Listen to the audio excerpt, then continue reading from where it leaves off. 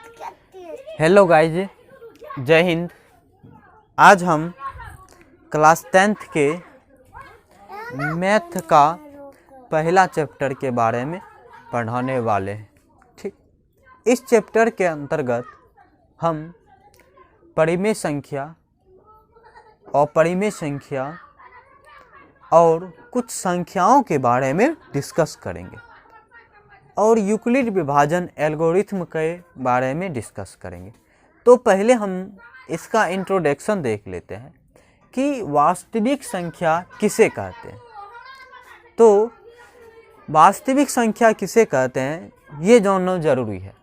तो वास्तविक संख्या जानने से पहले हमें ये जानना पड़ेगा कि परिमेय संख्या और अपरिमेय संख्या जो हमें ज़रूरत है वो सब जानते हैं।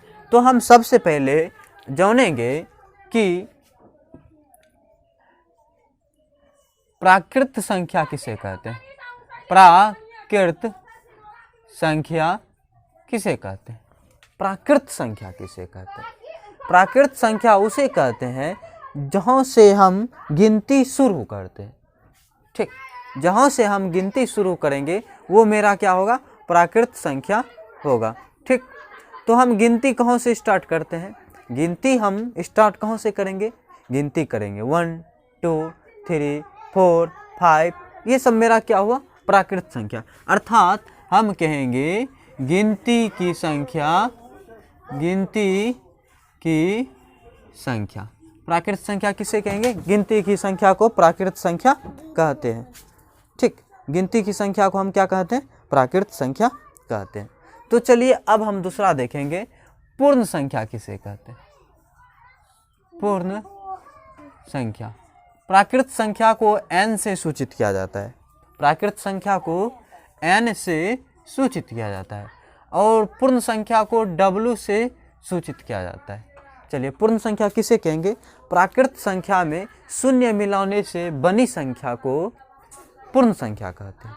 प्राकृत संख्या में शून्य को मिलाने से जो बनता है संख्या, उसी को हम क्या कहेंगे? पूर्ण संख्या। अर्थात ये जो स्टार्ट होगा 0 1 2 ऐसे चलेगा और इसका एग्जाम्पल होगा आपका 1 से 2 3 ऐसे गोइंग इन्फिनिटिव तक। ठीक, अनंत तक चलेंगे और ये भी चलेगा आपका अनंत तक। अब चलते हैं, हम ये संख्या पे जल्दी से डिस्कस करके ख़त्म करेंगे। चलिए, तीसरा है आपका पूर्णांक संख्या। पूर्णांक संख्या किसे कहेंगे? पूर्ण संख्या में ऋणात्मक वाली संख्या मिलाने से बनी संख्या को पूर्णांक संख्या कहेंगे। जब पूर्ण संख्या तो मेरा कहाँ से स्टार्ट होती है? 0 1 2 ऐसे चलेगा। जब इसमें हम ऋणात्मक वाली संख्या मिला देंगे तो इससे जो बनेगा संख्या, उसी को हम कहेंगे पूर्णांक संख्या। पूर्णांक संख्या को z से सूचित किया जाता है। क्या चीज़ से सूचित किया जाता है पूर्णांक संख्या को? z से, या तो कहीं कहीं पे i से भी सूचित किया जाता है। ठीक, चलिए अब हम चौथा जानते हैं, सम संख्या। सम संख्या किसे कहेंगे? वे सभी संख्या जो 2 से पूर्णतः विभक्त हो। सम संख्या किसे कहेंगे? वे सभी संख्या जिसमें 2 से पूरा भाग लग जाए या 2 से जो पूरा विभक्त हो, उसी को हम क्या कहेंगे? सम संख्या। जैसे कि इसका एग्जांपल क्या होगा? 2 4 6, मतलब 2 का मल्टीपल होते चलेगा। ठीक, अब पांचवा चलते हैं, विषम संख्या। विषम संख्या किसे कहेंगे? विषम संख्या वे सभी संख्या को कहेंगे। विषम संख्या किसे कहेंगे? वे सभी संख्या को कहेंगे जिसमें 2 से पूरा भाग न लगे, उसे हम क्या कहेंगे? विषम संख्या। अर्थात कहाँ से स्टार्ट होगी? 3 5 7 9 ऐसे चलेगा, बहुत सारे हैं। ठीक, चलिए अब हम जानते हैं भाज्य संख्या किसे कहेंगे? भाज्य संख्या किसे कहेंगे? वे सभी संख्या जिसमें 1 से भाग लगे, स्वयं से भाग लगे और किसी अन्य संख्या से भाग लगे। ठीक, सम संख्या किसे कहेंगे? भाज्य संख्या किसे कहेंगे? वे सभी संख्या जिसमें 1 से भी भाग लगे, स्वयं से भी भाग लगे, किसी अन्य संख्या से भी भाग लगे, उसे हम क्या कहेंगे? भाज्य संख्या। इसका एग्जाम्पल की बात करें तो सूची एग्जाम्पल कहाँ से स्टार्ट होगा? इसका एग्जाम्पल हो जाएगा 4। ठीक, क्योंकि 4 में 1 से भी भाग लगती है और 2 से भी लगती है और 4 से भी लगती है, अर्थात 1 से भी लग जाती है, स्वयं से भी लग जाती है और किसी अन्य संख्या अर्थात 2 से भी भाग लग जाती है। तो 4 से जो है भाज्य संख्या शुरू होगी। 4 हो गया आपका, 6 हो गया, 8 हो गया, 9 हो गया, 10 हो गया, 10 हो गया आपका, 12 हो गया, 14 भी हो गया, 15 भी, ऐसे चलते रहेगा। ये सब क्या है आपका भाज्य संख्या। अब उसके बाद चलते हैं 7वां नंबर, अभाज्य संख्या। अब अभाज्य संख्या किसे कहेंगे? वे सभी संख्या जिसमें 1 से भाग लगे और स्वयं से भाग लगे। बस इसमें 2 कंडीशन होना चाहिए। वे सभी संख्या जिसमें 1 से भाग लगे और स्वयं से भाग लगे, उन संख्या को क्या कहेंगे? हम उन संख्या को कहेंगे अभाज्य संख्या। ठीक, यहाँ तक हमें लगता है कि आपको समझ। इसका एग्जाम्पल चलिए लेते हैं। इसका एग्जाम्पल हो जाएगा 1, चलिए इसका एग्जाम्पल हो जाएगा आपका, देखिए 1 भी हो सकता है, 2 भी हो सकता है, 3 भी हो जाएगा आपका, 5 होगा, 5 में 1 से लगता है और स्वयं से लगता है, 7 होगा, 11 होगा, 13 होगा। ये सब जो है संख्या क्या है? ये सब क्या है? भाज्य संख्या है। वो सब संख्या क्या कहलाती है? भाज्य संख्या कहलाती है। अब चलते हैं हम चलेंगे सहभाज्य संख्या पे। सहभाज्य संख्या किसे कहेंगे? सहभाज्य संख्या।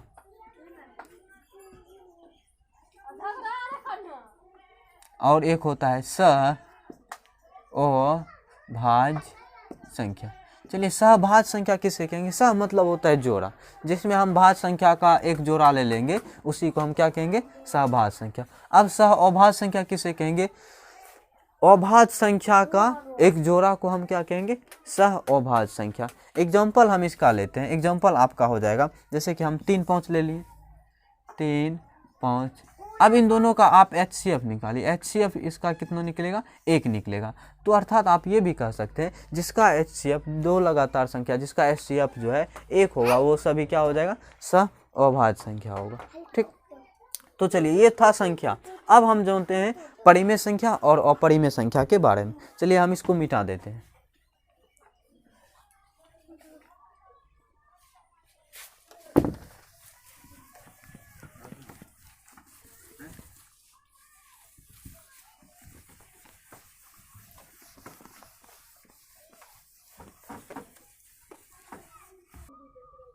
चलिए आज अब जो है हम परिमेय संख्या और अपरिमेय संख्या के बारे में डिस्कस करेंगे।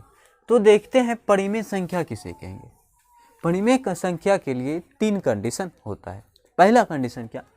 वे सभी संख्या जो p/q के रूप में मौजूद हो, लेकिन q जो है 0 के बराबर नहीं होना चाहिए। तो वो सभी संख्या क्या कहलाता है? परिमेय संख्या कहलाता है। परिमेय संख्या किसे कहेंगे? वे सभी संख्या जो p/q के रूप में मौजूद हो, उसे हम परिमेय संख्या कहेंगे। एग्जाम्पल के रूप में जैसे कि 2/4, 0/2 ये सब हो सकता है, लेकिन 4/0 क्या हो सकता है? ये नहीं होगा। क्यों? क्योंकि यहाँ पे आप 0 देख पा रहे हैं, इसलिए ये नहीं होगा। तो चलिए दूसरा हम इसका कंडीशन देखते हैं। ये तो हो गया, ये सिर्फ पहला हुआ। अब दशमलव प्रसार के रूप में क्या क्या होना चाहिए? परिमेय संख्या जो है वो दशमलव प्रसार के रूप में क्या क्या होना चाहिए? पहला होना चाहिए सौंत होना चाहिए, इसका दशमलव प्रसार सौंत होना चाहिए। और दूसरी बात आवर्ती होना चाहिए। आवर्ती मतलब क्या होता है कि एक ही चीज़ रिपीट होके बार बार आना। ठीक, इसका दशमलव प्रसार क्या क्या होना चाहिए? सौंत होना चाहिए और आवर्ती होना चाहिए। तो इस प्रकार के संख्या को हम क्या कहेंगे? परिमेय संख्या कहेंगे। ठीक, तो इसका एग्जांपल ले लेते हैं। जैसे कि आपको मान लेते हैं 4.678 दे देंगे, तो ये सौंत है कि आवर्ती है? ये सौंत है। ठीक, आवर्ती का हम एग्जांपल लेते हैं, मान लेते हैं 0.333। ये सब क्या हो गया? ये सब हो गया आपका आवृत्ति। ठीक, उसी प्रकार हम और ले लेते हैं 6.7272 मतलब जो एक ही चीज़ रिपीट होकर आ रही है, उसी को हम क्या कहेंगे? आवर्ती। ये 2 कंडीशन होना चाहिए। पहला तो p/q के रूप में होना चाहिए, और इसका एक एग्जांपल 22/7, ये भी क्या हो जाएगा? ये भी आपका हो जाएगा परिमेय संख्या। और दूसरा कंडीशन सौंत होना चाहिए दशमलव प्रसार, और दशमलव प्रसार जो है आवर्ती भी होना चाहिए। तो ये सब इसका एग्जांपल है। चलिए अब अपरिमेय संख्या कैसे कहेंगे? जिसका दशमलव प्रसार जो है आवर्ती नहीं, अनावर्ती होना चाहिए। क्या होना चाहिए? अनावर्ती। आप जिसको जिसको आप असौंत कहते हैं, ठीक, और जिसका पूर्ण वर्ग 9 निकले, जिसका पूर्ण वर्ग 9 निकले, ये सब क्या हो गया, ये सब आपका है अपरिमेय संख्या। और अपरिमेय संख्या के अंतर्गत आप पाई को भी रख सकते हैं। ये सब हो गया आपका परिमेय संख्या और ये हो गया अपरिमेय संख्या। अब चलिए हम यहाँ पे 3 कंडीशन लिखे हैं परिमेय संख्या और अपरिमेय संख्या के बीच कुछ रिलेशन, संबंध। देखिए, किसी परिमेय संख्या के साथ अपरिमेय संख्या को जोड़िएगा या घटाइएगा या गुणा कीजिए या भाग कीजिए, कुछ भी कीजिए, फिर भी उसका परिणाम क्या आएगा, अपरिमेय संख्या। अर्थात आप किसी परिमेय संख्या के साथ अपरिमेय संख्या को जोड़िए या घटाइए या गुणा कीजिए या आप भाग ही दीजिए, फिर भी उसका परिणाम क्या आएगा, अपरिमेय संख्या आएगी। ठीक, चलिए तो इसका हम कुछ एग्जांपल भी देख लेते हैं। इसका एग्जांपल आपका हो जाएगा, परिमेय संख्या एक लेना है, एक अपरिमेय संख्या। मान लेते हैं एक परिमेय संख्या 2 ले लेंगे, दूसरा ले लेते हैं अपरिमेय संख्या, मान लेते हैं √2। तो ये क्या बन गया, ये पूरा संख्या बन गया आपका अपरिमेय। यदि हम यहाँ पे प्लस भी करेंगे तो क्या होगा, वही होगा अपरिमेय। चलिए, यदि हम यहाँ पे गुणा का भी चिन्ह देंगे तो क्या होगा, अपरिमेय। यदि हम यहाँ पे भाग का भी चिन्ह देंगे तो क्या होगा, वही अपरिमेय। अर्थात कहने का मतलब ये है, परिमेय संख्या के साथ में यदि अपरिमेय संख्या आ जाए तो इसका परिणाम क्या होगा, अपरिमेय संख्या होगा। ठीक, दूसरा कंडीशन देखते हैं। दूसरा कंडीशन क्या है, अपरिमेय संख्या के साथ अपरिमेय संख्या को जोड़ेंगे या तो घटाएंगे, फिर भी उसका परिणाम क्या आएगा, अपरिमेय संख्या ही आएगी। उसके बाद तीसरा कंडीशन क्या है, तीसरा कंडीशन ये है, अपरिमेय संख्या के साथ में यदि हम अपरिमेय संख्या के साथ में यदि हम अपरिमेय संख्या को क्या करेंगे, या तो गुणा करेंगे या तो भाग करेंगे, तो यहाँ पे देखिए क्या परिणाम आएगा। यहाँ पे आपका आ सकता है परिणाम या तो परिमेय संख्या या तो अपरिमेय संख्या। तो हम इसका एक एक एग्जांपल लेके आपको दिखा रहे हैं। तो हम पहले जो है इसका एग्जांपल लेते हैं, अपरिमेय संख्या और अपरिमेय संख्या के बीच में गुणा। मान लेते हैं एक अपरिमेय संख्या √2 है, इसमें गुणा करेंगे अपरिमेय संख्या √2 से, क्या आ जाएगा परिणाम, √2 गुना √2 कंप्लीट 2। ये हो गया आपका अपरिमेय गुना अपरिमेय, परिमेय बन गया। उसी प्रकार मान लेते हैं हम यहाँ पे एक ले लेते हैं √2 और इधर ले लेते हैं √3, तो इसका परिणाम क्या हो जाएगा, √6 हो जाएगा। ये क्या बन गया, ये बन गया आपका अपरिमेय संख्या। तो यहाँ क्या साबित हो रही है, अपरिमेय संख्या को अपरिमेय संख्या के साथ गुणा करेंगे या तो भाग देंगे तो इसका परिणाम क्या आ जाएगा, परिमेय आ सकता है या तो अपरिमेय आ सकता है। हमें आशा है कि आपको यहाँ तक समझ में आ गया होगा। ठीक, चलिए हम आगे बढ़ते हैं थोड़ा सा।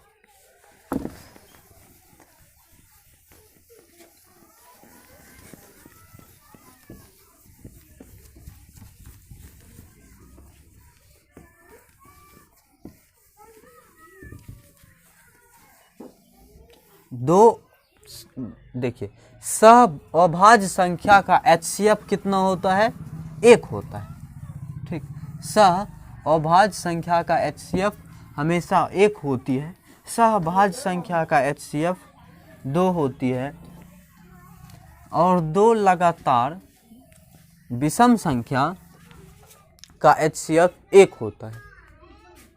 ये सब बात आपको याद रखना पड़ेगा। चलिए हम कुछ दूसरा चीज़ देखते हैं। अब मान लेते हैं कोई संख्या रहेगा 10/16 या कुछ भी रहेगा, तो कभी कभी क्वेश्चन आता है कि बिना भाग दिए बतलाइए कि इसका दशमलव प्रसार जो होगा, दशमलव प्रसार इसका क्या होगा, शांत होगा कि अशांत होगा। तो ये हम कैसे जानेंगे, क्या करेंगे, जो हर जो है ना इसका अभाज्य गुणनखंड करेंगे। हर मेरा 16 है, इसका हम क्या करेंगे, अभाज्य गुणनखंड। अब अभाज्य गुणनखंड करने के बाद यदि इसका गुणनखंड 2 या 5 ये दोनों आता है, इसका हर का हम क्या करेंगे, अभाज्य गुणनखंड करेंगे। तो 2 और 5 आता है तो समझना है कि ये हो जाएगा इसका दशमलव प्रसार शांत। यदि इसके अलावा कोई और संख्या आ जाएगी तो समझना है वो क्या होगा, अशांत होगा। चलिए तो हम 16 का खंड करेंगे तो क्या क्या होगा, 2 दूनी 4 दूनी 8 दूनी 16। तो यहाँ पे हम सिर्फ देखें क्या आया, 2 आया, तो इसका मतलब ये क्या होगा, सौंत होगा। 2 2 आ जाएगा तो फिर भी सौंत होगा। यदि 2 2 के साथ में 5 भी आ जाएगा फिर भी क्या होगा, सौंत ही होगा। यदि सिर्फ 5 5 ही आ जाएगा तो फिर भी क्या होगा, सौंत हो जाएगा। लेकिन 5 2 के अलावा कोई और चीज़ आ जाएगा इसके बीच में गुणनखंड, तो वो क्या होगा, उसका दशमलव प्रसार असौंत होगा। यहाँ तक आप समझ गए होंगे। चलिए हम कुछ देखते हैं। पाई क्या है, पाई एक अपरिमेय संख्या है। पाई क्या है, पाई एक अपरिमेय संख्या है। जैसे कि ये पाई क्या है, ये है अपरिमेय संख्या, ठीक। और पाई का वैल्यू जो होता है 22/7, ये क्या है, ये है आपका परिमेय संख्या। तो बतलाइए पाई/2 ये क्या होगा, पाई/2 क्या होगा। यहाँ पे देखिए पाई क्या है आपका अपरिमेय संख्या, अपरिमेय बट नीचे में क्या है, परिमेय। अब सोचिए परिमेय अपरिमेय में परिमेय से भाग देंगे तो क्या होगा। हम बताए थे यदि परिमेय के साथ में कोई भी अपरिमेय सट जाए तो इसका परिणाम क्या हो जाएगा, अपरिमेय हो जाएगा, ठीक। यहाँ तक समझ में आ गया होगा। चलिए हम अब जो है एक्सरसाइज डील करेंगे। एक्सरसाइज 1.1। 1.1 में क्या है, यूक्लिड विभाजन एल्गोरिथम। अब यूक्लिड विभाजन एल्गोरिथम है क्या, उसके बारे में जानते हैं।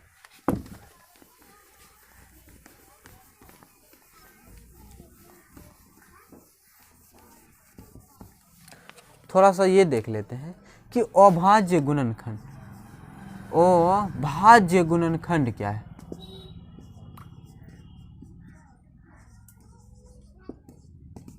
अभाज्य गुणनखंड, अभाज्य गुणनखंड मतलब होता है कि जैसे कि 15 को हम क्या करेंगे, खंड करेंगे, तो ये क्या होगा 3 × 5।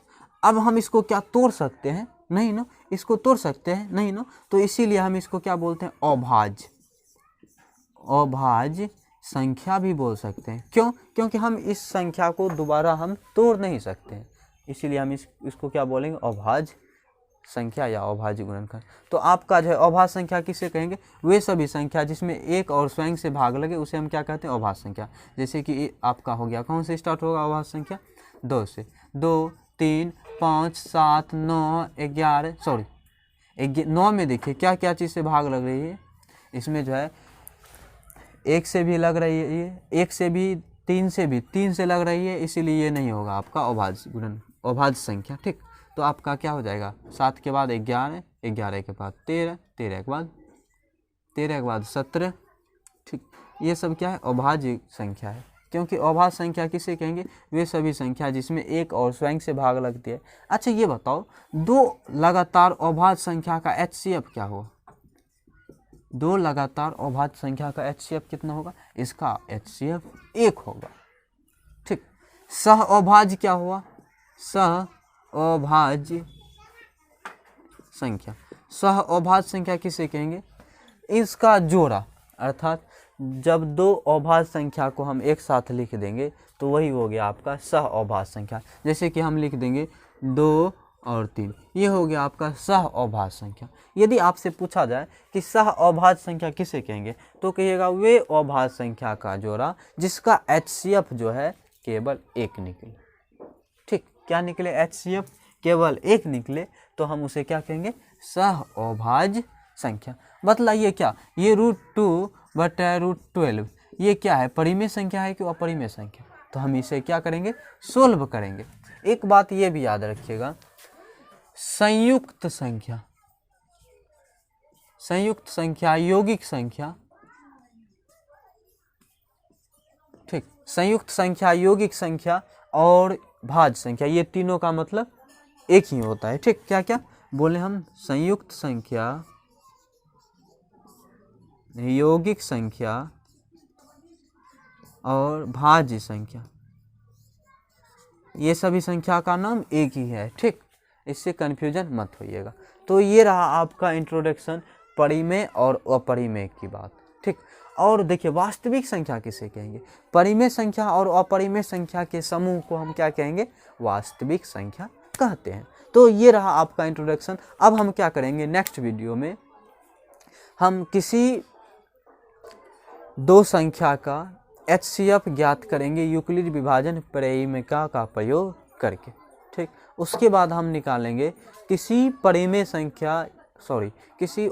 संख्या को हम साबित करने का कोशिश करेंगे। तो आप मेरे साथ बना रहिए।